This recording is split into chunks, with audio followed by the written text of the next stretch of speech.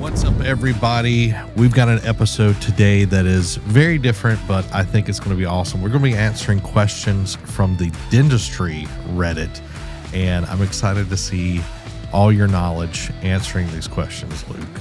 So without further ado, see how I do. Yeah, let's see how you do. So let's jump into it. The first one, he says, how much are you spending on ads? Google, Facebook, or any other platform? He's in South Florida and recently bought a practice that was spending about $5,000 a month just on ads and thought it was too much. So he hired a marketing strategist. They reorganized and cut some cost. And now he's seeing less patients and the phones have stopped ringing. What would you do, Luke? Well, I think you could summarize that in one word: shocker. Yeah. You spend less, you get less. Now, I do like the intention behind seeing if the money has the best utility. Mm-hmm. That's smart, right? But in South Florida, I mean, it just depends. It really depends. All of this is relative, we should say. And it depends on your goals. How big is the practice already, or how small is the practice? Where do you want to be? How fast do you want to get there? What's the market that you're in? South Florida has lots of markets. That's not very descriptive. Are you in Miami or Fort Lauderdale? Are you in a suburbs type of area? Pembroke Pines, totally different than if you were closer to Miami, like in Aventura. So I think first it's understanding where you are, competition, local market, and then where are you in terms of scale and size. So 5K could be average for this person speaking. It sounds like it's obvious that they should be spending more because when he cut back, then leads stopped, or slowed down drastically. So that's an obvious sign that you are now spending too little, right? Mm-hmm. Now, really the big platforms are Meta. I don't like saying Facebook anymore because a lot of people then ask, well, does that include Instagram? So Meta is all inclusive, Facebook and Instagram. Okay. Then Google, there's now even PMAX for local. So there's a new type of ad format. And then you have traditional search, which is Google business profile, and then obviously, within search rankings locally. So those are the big ones, Google and Meta. Okay. Also, depending on the practice and where you are, maybe one platform could work better, or not even on where you are as a factor, but what's the practice that you want? Because Google's going to be limited on search intent, right? Mm-hmm. So how many people in your area are going on and searching versus how many people could potentially be a patient if they see the right offer on Meta. Mm-hmm. Now, Meta, because of that, is going to be more top of funnel, and you're going to need workflows and automations and things like that to warm people up. And then Google could be more bottom of the funnel, but it's more competitive. So as you're getting those requests, what's the follow-up like? That's actually the biggest, that's what we should probably be talking about. A lot of these people are going to post questions of like an advertising or marketing problem. And while it could be a lot better, what I would say is before you start spending money on marketing, go look at and see how many missed phone calls do you already have. No one knows this stat. I ask people and they're like, where do I see that? Well, you typically have a VoIP system, voice over IP. And depending on the system, it will give you stats and show abandoned call rate, right? And the average is between 20 to 40% of calls that go unanswered. And then what percentage of that is new patients? And you're already missing so much revenue. You should be focused on that and plugging that hole, because any additional cost in marketing is also going to lead to additional uptick in whatever that stat currently is. So if it's at 25% now and you start spending $5,000 more in ad spend, it could go as far to 40% or maybe even higher. When I ask people, how many new patients did you get in, let's just say we're at the end of 2025. So in 2025, how many new patients did your website bring you? They don't know. No one knows. Well, why do you have a website? Sure, you want to inform people, but you want to get new patients, right? And so if you don't know how many new patients your website's bringing you, if you don't know call answer rate, go fix those things first. Then start spending more in ad spend. Should this person be spending? Yes, probably, but they need to plug these holes first, then go spend more. So next question is, to what extent does a modern office help attract new patients? They go on to say, I bought an office last year that has not been renovated since 1995. My lease isn't up until 2027, and the city denied our plans for renovations. I keep the office very clean, but things are old. Do you think this hurts the business drastically? Do you want to go to a practice that looks old? No. Yeah. It's as simple as that. What I would say is, why did the plans get denied? And figure out what you can do to get some type of improvement approved. This sounds to me like there's a lot to unpack there, because if you're upgrading something, I don't know why someone would deny it unless you're not playing by their rules. So figure out how to play by their rules. Maybe there's someone on the board who does interior design or who does engineering, and you can work with that person who has to probably recuse themselves for the approval, but they still have a lot of favor with the other people who are going to vote on this. So I would, like the old saying goes, if at first you don't succeed, try again. Try again. That's a major factor, and people are not going to want to come to your practice. Yeah. And as simple as it can be, some fresh paint. Paint the exterior. I mean, what's the exterior of the build? What's the signage look like? What's the lighting? Natural light, all of that's a big factor. Yeah, huge little things that can add up, but again, try again on getting that approved. Next question, wow factor. Things to improve patient experience. They say, hi all, I recently purchased my very first dental practice. The office is already well run with an excellent team and high quality care. I want to start incorporating some nice extras into the office that will make our patients feel special when they come in. Hot towels, patient's name on the operatory TV, etc. Any recommendations would be much appreciated. Would you care about a hot towel if you went to a dental practice? No. Yeah, probably not. I think this person may be overthinking it. There is a point where you can overdo. If you already have a great team and you already have great customer service, you already have 5-star reviews, maybe just keep doing that. Maybe you don't need new things. Now, I do think something that's cool is gift bags.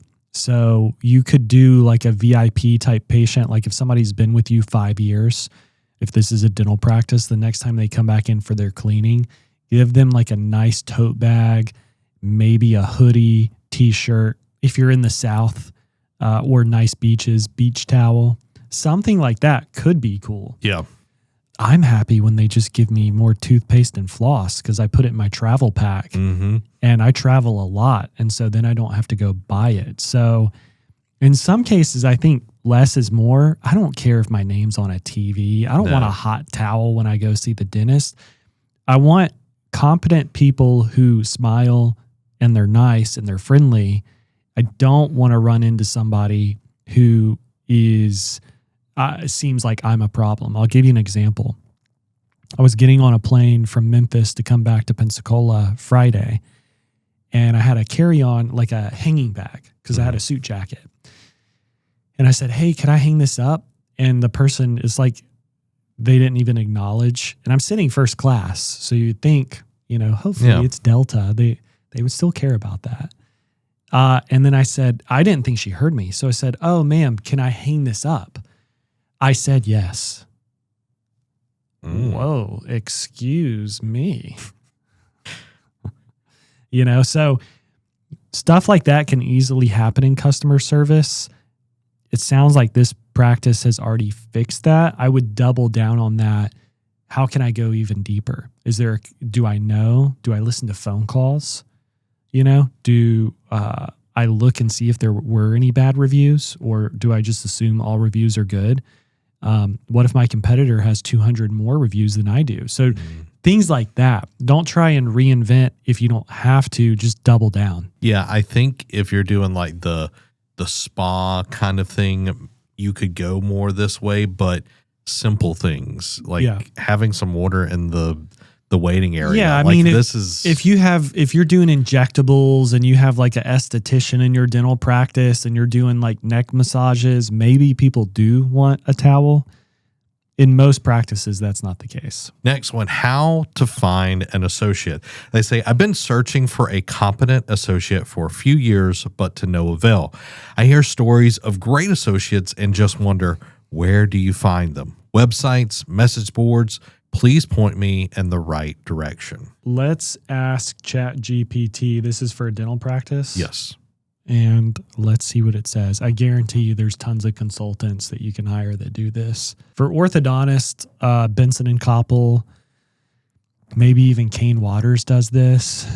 But if you're a dentist, ADA Career Center, Dental Post, you could even try Indeed, ZipRecruiter, LinkedIn Jobs, State Dental Association boards, dental school and residency programs, University of College, LSU, UAB, location networks, ask for specialist referrals. In terms of specific recruiters or partners for placement, Henry Schein Recruitment, Dental Power, one of the oldest dental staffing firms, the Dentist Agent, Associate to Owner and Partnership Focused, ETS Dental, High Volume Associate Recruiting. There's a lot here. GPT would be your best friend. Dental Well, Jameson Management, Total Patient Service Institute. There's a lot. Yeah, I think the biggest thing is networking. It's like knowing where to look, and literally ChatGPT. You have it free. I would say for something like this, if you don't know who to network with, just hire someone to do it because it's going to be way less stressful. Yeah, and way quicker. Yep. Next one, as someone who doesn't understand business at all, what are some headaches and stress that come with owning your own practice? Oh boy. Everything's more stressful. Mm-hmm. I don't even know how to answer that question. So if there was somebody that's buying their own practice, what are some things that you would tell them to mitigate some of the stress? How would you prep them for stepping into that role? If somebody's asking this question, I don't even know that they're suited to own a practice. That's just the harsh reality. I think that any specialist needs to pull their head out of the sand when it comes to business and study other industries. So Bill Gates called starting a business the 10 years of hell. The first 10 years was the 10 years of hell. So, I don't want to tell people it's hell, but it can be. Yeah. Now, you can still kind of be joyful going through hell because you see a light at the end of the tunnel, right? So you're going to have to manage people. You're going to have to hire and fire people. You're going to have to deal with people's mistakes and knowing that that's costing you and tarnishing your brand. The upside is you get to mentor, train, and coach people. You get to see team members grow. You get to see change in your patients. But you've got building projects. You've got renting or buying. You've got running payroll. You've got figuring out what to do when people call in sick. You have to understand customer service and what do the phones sound like? And are you okay with just mediocre clinical people on the phones, or do you want a good experience? That's just to name insurance, both for your business and actual insurance. Are you in network or out of network? Are you fee for service? All of this stuff. And it all creates stress, but I would, again, look at ChatGPT or something of like, what are the top 10 books for business owners and new entrepreneurs? The E-Myth is a really tried and true book, amazing book for entrepreneurs. And first think, am I really cut out? Do I really want to be an owner? If you don't have the love and the passion to own a business, honestly, I would just be an associate. Yeah, way less stress. And when you get done with the day, it's just over. Go home. It's over. That's another good point. If you're an owner, you will take work home. If you don't, your business will collapse. Yeah. There's no off days when you're owning something. This episode is brought to you by the Practice Paradox. If practice growth advice has felt random, like it works for everyone else but you, it's because it's not the strategy, it's the fit. The Practice Paradox matches growth strategies to your practice personality. So you stop trying to force tactics that fight your wiring. For $19.99, you get the book plus the Practice Personality Assessment, a 5-minute diagnostic that shows what actually works for you. Grab your copy of the Practice Paradox and the Practice Personality Assessment now. Next one, dentists who bought practices in saturated U.S. cities with long costs, were you still immediately profitable? They're talking about working in California, buying some of that. And then they did math on a 10 to 15 year loan with interest rates, and it seems like the monthly payments would dig almost completely into the current profit the office that they're buying makes. So basically, if I take a loan on, I'd practically only be earning my current associate salary while being the owner. Is that practical? Yeah, first off, for anyone who has opened in metros, the majority, I'm sorry. There's always the other side where, it's like 80-20 maybe, and there's always some people doing well. But for the most part, probably not the best idea. I like suburbia or even, kind of more rural areas for opening practices, and you can be very strategic with that. Now, if this person is buying a practice and they're only going to cash flow enough to pay what they're already making, the argument I would make is even if they can continue to grow, to just keep those numbers happening and maybe just add like 2 to 5% in addition to that per year. With inflation, with seeing that as an investment, what could you sell it for in 10 years, especially if you're buying the real estate? So this person, I think they talk about renting, but what if you could lease to own? What if you could get creative with the current landlord? Or what if you could buy the space? That might make it worthwhile, because even if your salary was fixed, the business could be worth more in 10 years, especially if you get the property. So I would think around that, like McDonald's, they were in the real estate business. Okay. Yes, the front end was fast food, but the back end was real estate. Sears, the front end was a department store. The back end was real estate. So even when they went bankrupt, the people who owned it at the end still had a ton of money in real estate. So I might be thinking that way. But certainly if you're not going to make any money and you can't buy the property, then don't do the deal, right? And I would stay away from metros if possible. Next one, costs to run a solo doc practice. I'd love to get more info regarding the fixed cost in running a practice as a solo owner doctor. How many chairs do I need to be running? Fixed cost of what running a lean side, 4 ops, half assistants, front desk manager. Also, how many days a week should I be working? I'd love some insight as I decide whether to stick with corporate or look into buying or doing a startup. We need more information, way more information to answer that well. So this is good because a lot of communication is so general, you can't actually help people. And so where is this practice? What's the current overhead? What are the things they've already identified? If they're looking into buying it, then they're already doing a P&L scrub. What are the areas where they could save today?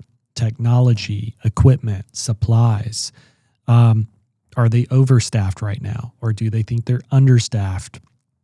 Do you even know a healthy profit margin for a dental practice? And really any service-based practice, just ballpark it. I need to be at least at 30% net profit. Some specialized practices can be more profitable. Orthodontics, you could be 50% profit margins. Probably 40% is more of an average of really good in ortho. So that's what I would start to look at is, where's the practice now? Where are the opportunities to save now?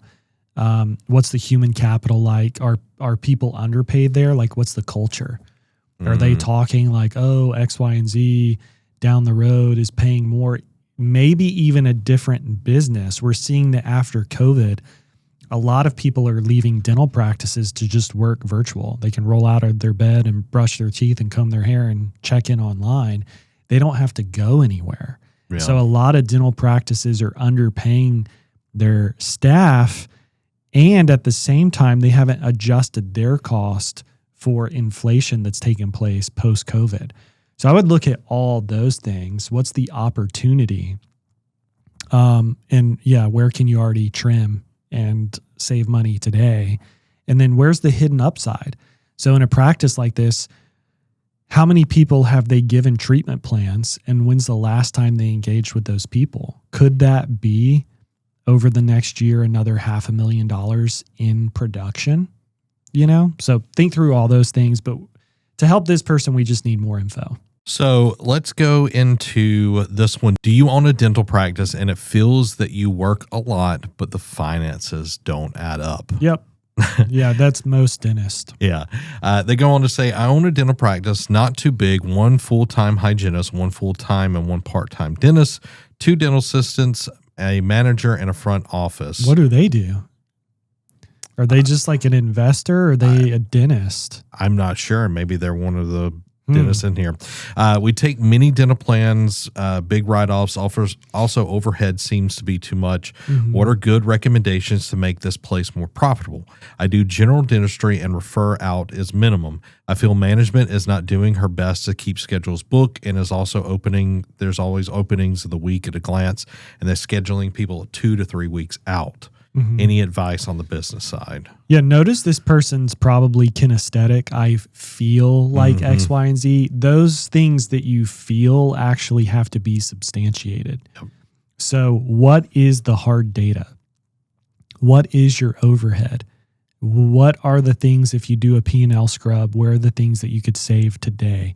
Do you have a strategic advisor, consultant, accountant, CFO, even if you could hire them for like 30, 60, 90 days to help you with the project like this? Because they're saying that they're not staffed. They're saying that they don't have a lot of staff, but at the same time, they're saying overhead's too high.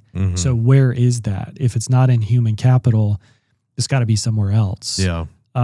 Is it in the rent? Right. Yeah. Where is that? And then would it make sense to start to think about specialized services like implants, crowns, or if they want to just be bread and butter GP, how could they add on something like whitening? You know, that might make a lot of sense as well. So I would think through those things, and marketing could also be something to look into. Like if you have a differentiator like whitening, how could you market that and put a spin on that? Also, like membership programs, do they have something like that in place? But first, I would probably look to some type of consultant advisor to help me figure out if I could be more profitable in 1 to 3 months just by making better decisions. And I think, you know, with the having openings and booking people 2 to 3 weeks out, fixing that call follow-up, getting people in there. What are your schedulers thinking? Why are they doing that? Understanding their decision-making. Yeah, that would be a huge boon to the practice quickly. And next one, we're talking about some expansion. One of the things that you love to talk about. How hard is it to expand? I was always wondering why there are... Not expansion like expanders in the palate. That's what I thought you first were going to bring up. All right. So expanding, scaling the practice, growing it. I was always wondering why there are so many dentists out there, but so few own dental empires. Is it too difficult to continue to open practices and get loans for the businesses, then solely focus on expansion without practicing? Are the profit margins that bad or competition that fierce? The answer is dentists are traditionally terrible at business. So the empires that exist are the top percentage, 5 to 10% of dentists, or the other side of it is corporate America, like Aspen, Heartland. And in most of those practices, they've removed the original owners. Like the original founders are out. And so now they don't have all these doctors that are so hard-headed and not very skilled in terms of business. Now, I do believe the silver lining in private practice is privately owned businesses, while dentists, orthodontist, specialists may not be good business people, they are good with care. They are good at their profession by and large. And so I'm more bullish on private practice long-term because I think the result is probably better. I think when you get so focused on business and systems, you start to cut corners a little bit. And some dentists will say a lot, but a little bit on patient care. And so there'll always be a mix and a healthy percentage of private practice. But I think it's just an acumen issue of most dental offices won't scale and won't grow to be what this person uses as empires because they really don't have the tool belt to do that. And I think it goes back to something that you preach a lot is before you expand, you need to make sure that you are an A+ practice. You don't want to copy a D or a C practice because you're just burning money. And a lot of people get wrecked who try and scale. They get too many locations. They can't fill the locations. They staffed up to work those locations. They hired more associates and they just get egg on their face. Like they just eat it. And so you don't want to get wrecked. You want to be strategic. So yes, is the practice, take an honest assessment. Is it something that you really should duplicate? Not just a feeling, not if I open another office, maybe I'll grow more, but is this really a strategic and smart business move? Let's move to rural ownership. This person says, I keep seeing everywhere that private practice in rural areas are great opportunities. I work at a private practice as an associate and the owner is getting ready to sell and he's offered it to me. The practice collects around $1.1 million for the past 3 years, mostly PPP, some cash pay. Overhead is 62%, not including associate pay. 5 doctors days a week, 6 hygiene days. He is asking 70% of collections. My question is that we're in a very rural area. Population is about 3,000 people with very low income. Average household makes about $40K a year. And a lot of patients just pay for what insurance won't cover. And if they're in pain, they'll do a little bit more. It is a struggle to get patients to come for regular recalls. The building is 50 years old and needs a roof. That's about $80K. New pan, new compressor, and most other daily equipment. The owner has patched and repaired things for the last 10 years and hasn't invested anymore. Is it a good deal or a headache? We're so rural that it would be hard to sell again or find a buyer if things didn't work out. Okay.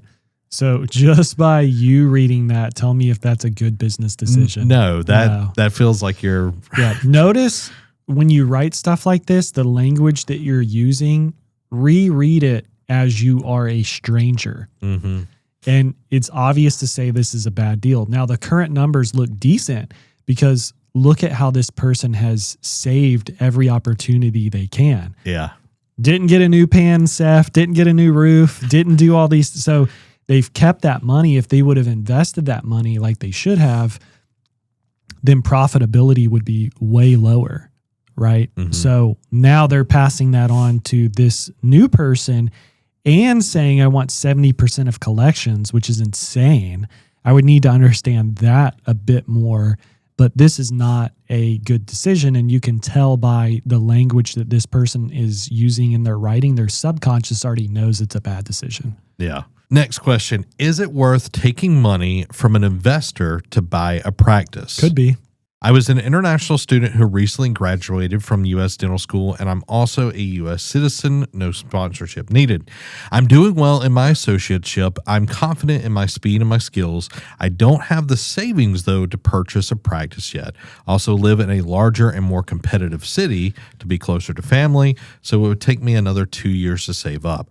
Does it make sense for me to borrow from friends and family or even find an investor? I feel like waiting is probably my best option, but I'm wondering what you think. I don't know if waiting is the best option. I think people look at money the wrong way. Money is simply paper with green ink. And really, it's just a number on a screen now. You can't even get the paper. You know, if I went to pull out all my money in the bank today, They tell you not. Can never happen. Okay. So I don't know if waiting is best.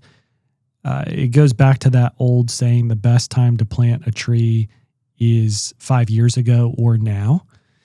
And so I'd probably start now. Finding an investor, probably not. The odds of finding an investor that is going to be a great business partner, that's tough. Friends and family, maybe. Do you have a rich father-in-law who's going to give you better terms than a bank? There's people like Provide or, Wells Fargo who have good programs for dentistry and orthodontics. I would go talk to them. Say, hey, here's my plan. What could be done here? Again, if you have family members or friends who will beat the bank's terms, that's something to think about. I know somebody who will loan people large sums of money and only ask for 3% interest. You can't find that anywhere right now. So that could make a lot of sense, but don't go try and find a random investor.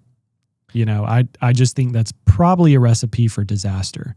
Yeah. And when you're dealing with investors, their expectations on turnaround, getting their money back, how are they going to act if you're not making as much as you thought you were going to make? Are they going to want control? Like there's a lot of things in there when you're dealing with an investor. Talking about new practice, how to get folks in the door. So I've been working like a dog 6 months to get this new practice open. That's it? I finally get the doors open and the phones are not ringing. The only patients I'm seeing are the ones coming from my old practice, and I've come to realize that I have no idea how to market. Well, they're in the right place. I'm in the network with all the big insurances. I've got a decent website with online scheduling, and I'm trying to do social media stuff. I come from a super crappy corporate job where the phone literally rings nonstop with people trying to get in. So I guess I thought taking insurance was at all that it took. What do I need to do? Okay, first, really take a hard look and see where you're currently bleeding. They mention their website. What are the form submissions like? What are the appointment requests like? Are they truly zero? Or who are those being routed to? And what's that customer service and patient experience look like? Now, if it truly is, I have no phone calls, look at the data, your VoIP system, and I'm getting no appointment requests on my website. If that's true, you just need to spend more. So again, do you have a credit card? Do you have a loan? Do you have cash? Find a reputable marketing company who has case studies and testimonials of doctors that you would want to emulate. Ask to speak to 3 to 5 of those doctors. Do your research. Then make an educated decision, and that should fix the problem. Next one, practice owners. Are there any things you do while improving the office that you feel significantly increased how busy your schedule was? I heard mixed things about marketing. I've heard insurance game. I've heard a lot of different things. What should I do?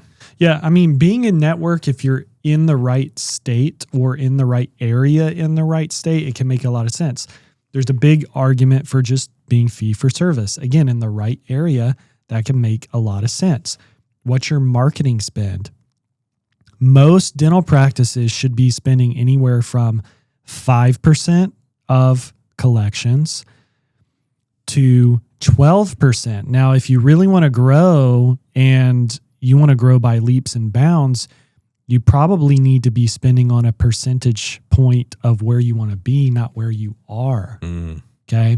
So look at all of that. Look at your phone calls. Are you measuring the phone calls you're getting?